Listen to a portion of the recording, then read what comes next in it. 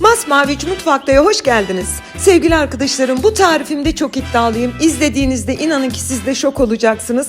Mayalı ama maya beklemiyoruz. Bakar mısınız görüntüsüne? Milföy hamuru gibi. Hemen başlıyorum. İyi seyirler dilerim. Tarifimize ilk olarak bir su bardağı ılık suyu yoğurma kasemize alarak başlayalım. Bir paket toz mayamızı ilave edip güzelce karıştıralım. Yani mayamız iyice erimiş olsun. Karıştırın. Şöyle bir 30-40 saniye bekleyin ki maya çözülmüş olsun. Bir tatlı kaşığı çok hafif tepeli bakın tuz. Bir tatlı kaşığı şeker. Dengeyi sağlamak için, yani poğaçanız tatlı olmuyor. Bir su bardağı sıvı yağ. Bir su bardağı da eritilmiş tereyağımızı ekleyelim ve iyice karıştıralım. Yani ana malzemelerimiz bunlar sevgili arkadaşlarım. Gerçekten tarifin hikayesini birazdan anlatacağım. Böyle bir tarif ben yok diyorum.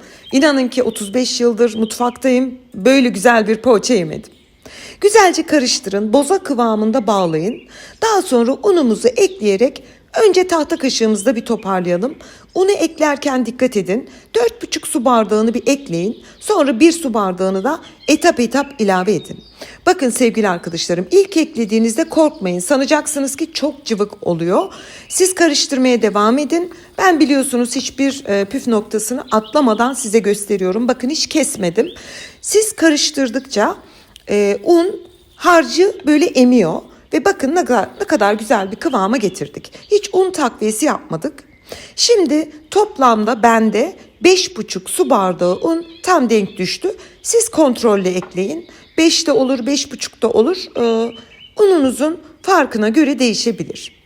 İyice yoğurdum. Yaklaşık bir 2 dakika, 3 dakika güzelce yoğuruyorum. Bakın poğaçamızın hamuru çok enteresan bir hamur. Yani alışık olduğumuz hamurlardan farklı. Şöyle elinizin altında açtığınızda böyle tel tel ayrılıyor gibi diyebilirim. Çok değişik bir hamuru var. Şimdi hiç beklemeden, yani hazırladık. Bir tepsiye çok az un serpip hazırlamıştım. Şimdi hiç beklemiyoruz. Yani mayalanma süreci yok. Hemen hamurumuzdan mandalina büyüklüğünde bezeler alarak kenardaki tepsimize dizelim. Benim vermiş olduğum bu hamurdan tam 15 adet bezemiz çıktı. Yapılışı da çok farklı, hamuru çok değişik. Gerçekten çok güzel bir poğaça. Yani bunun trend olacağından adım gibi eminim. Bütün hamurdan poğaçaların ilk bezelerini aldım. Bende tam 15 tane çıktı. Bezelerimiz hazır. İç harcımız için 250 gram beyaz peynirin içerisine biraz maydanoz kıyarak hazırlamıştım. Bunu da iç harcı olarak kullanacağım. Ve şimdi poğaçalarımızı yapmaya başlayabiliriz. Çok az, yani ilk poğaçanızı yaparken çok az un serpebilirsiniz. Ama daha sonra una hiç ihtiyacınız yok. Bir tane bezeyi tezgaha alıyorum. Yaklaşık bir 15 santim olacak şekilde açıp bir rulet yardımıyla 4 eşit parçaya bölelim. Şimdi böldükten sonra sevgili arkadaşlarım, her bir parçayı mümkün olduğunca büyük ve ince olacak şekilde açın. Bakın bu şekilde kendi zaten muazzam bir şekilde açılıyor siz oklavayla deyince. Hemen peynirimizi ekleyelim. Önce üzerine bir katlayalım. Kenardaki iki ucunu da ortaya doğru katlayalım. Hani hiçbir yerden hem peynir çıkmasın hem de sardığınızda o kulakları sivri sivri kalmasın. Rulo haline getirip kenarlarını yine elimizle sıkılayarak ay şeklini verip kenara alalım. Siz izlerken sevgili arkadaşlarım ben poğaçanın hikayesini anlatayım. Yeğenimin evine gitmiştik. Orada kayınvalidesi geldi. Çok sevgili Zeliha abla. Bu poğaçaları yapmış. Ben çok meşhur diye bana zaten daha önce söylemişlerdi. Mutlaka denemelisin diye. İlk o poğaçayı yedim. Ve hemen dedim Zeliha abla lütfen tarifini ver. Ben bunu tüm Türkiye'ye göstermem lazım. Sağ olsun hemen tarifini verdi. O da 30-40 yıl önce birisinden almış. Bugün bu tarifi meşhur etmekte bana nasip oldu. Sevgili Zeliha ablacığım tekrar çok teşekkür ediyorum tarifiniz için. Tekrar size gözünüzden kaçmıştır diye hızlı çekimle bir kez daha göstereyim. Hamuru yoğurduk. Hiç zaman beklemeden bezeleri aldık. Her bir bezeyi 15 santim çapında açıp 4 eşit parçaya böldük. Böldüğümüz her bir parçayı tekrar oklavamızla mümkün olduğu kadar inceltin. Bu aşamada hiçbir şekilde un kullanmanıza gerek yok. Hamur incecik yapışmış oluyor zaten tezgaha. Ortasına beyaz peynir ekliyorum. Katlayarak bitiriyorum. Hemen belirteyim sevgili arkadaşlarım, çok da bereketli bir poğaça. 2,5 tepsi çıkıyor. İnanılmaz çok çıkıyor, bunu da belirteyim. Bütün poğaçaları aynı işlemle yaptım ve bitirdim. Hepsini yağlı kağıt sermiş olduğum tepsiye güzelce diziyorum. Ben yapışmasın diye biraz aralıklı dizdim. 2 tane full dolu tepsimiz çıktı. Bir de arttı, yani yarım tepsi de bu şekilde kenara hazırladım. Yani 2,5 tepsi çıkıyor toplamda. Hatta sayısı da vardı.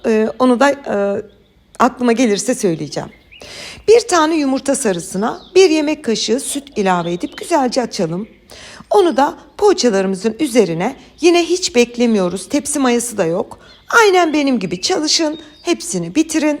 Daha sonra üzerine yumurta sarısı sürüp arzu ederseniz biraz da orta bölümlerine susam serperek bitirebilirsiniz. Ve bütün poğaçalarımızı aynı şekilde yumurta sarısı sürdüm. Susamlarını serptim ve bitirdim. Ve ilk tepsimiz fırına gitmek için hazır. Hemen göstereyim. Bakın sevgili arkadaşlarım, baloncukları görüyor musunuz? Bunlar siz çalışırken bile oluşuyor. İlk tepsimiz fırına gitmek için hazır. Önceden ısınmış alt üst ayar 190 derece fırında 35-40 dakika pişmeye gönderdim. Ve tam 40 dakika pişirdim ben. 40 dakikanın sonunda mis kokular halinde, bakın sevgili arkadaşlarım, böyle bir güzellik olamaz. Birazdan çok detaylı bir doku testi yapacağım. Bazı tariflerde çok heyecanlanıyorum. Bu da onlardan bir tanesi. Hemen ikinci tepsiyi de ben fırına verdim ve size ilk tepsiyi şöyle bir göstermek isterim. Mayalı bir poğaça. Gördüğünüz gibi şahane bir formu var, şekli var. Şöyle minimum derecede kabardı pişme esnasında. İkinci tepsimizi de çıkardım ve üçüncüyü de fırına verdim. Bütün poğaçalarımız pişmiş oldu. Hatta ikinci tepsi biraz daha kısa sürede pişiyor. Çünkü fırın ısınmış olduğu için 30 dakikada pişmişti. Bütün poğaçaları hemen bir tele aldım ve büyük bir zevkle sunum için hazırladım. Bugün sunumu bahçede yapmak istedim. Güneş çok güzeldi çünkü. Size şöyle detaylıca gösterip büyük bir zevkle doku testine geçiyorum. Bugün sizlere bu güzel tarif sunduğum için inanın ki çok mutluyum. Belki konuşurken heyecanımı anlıyorsunuzdur. Büyük bir zevkle doku testine geçtim bile. Sevgili arkadaşlarım, hamuru yoğurduk, şekil verdik, beklemedik, hemen fırına verdik. Yani şu an şu doku testine dikkatinizi çekerim. Talaş böreği gibi, milföy hamuru gibi bu poğaçayı yapın.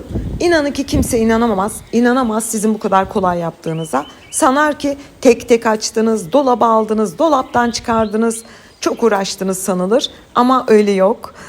Güzelliğe bakar mısınız? Birçok doku testi yaptım. Siz detaylı izleyin diye. Lütfen denediğinizde bana yorum olarak bildirin. Yorumlarınız benim için çok kıymetli. Şimdiden deneyecek tüm izleyicilerime afiyet, bal, şifa olsun diyorum. Yeni tariflerimde görüşmek ümidiyle. Hoşça kalın.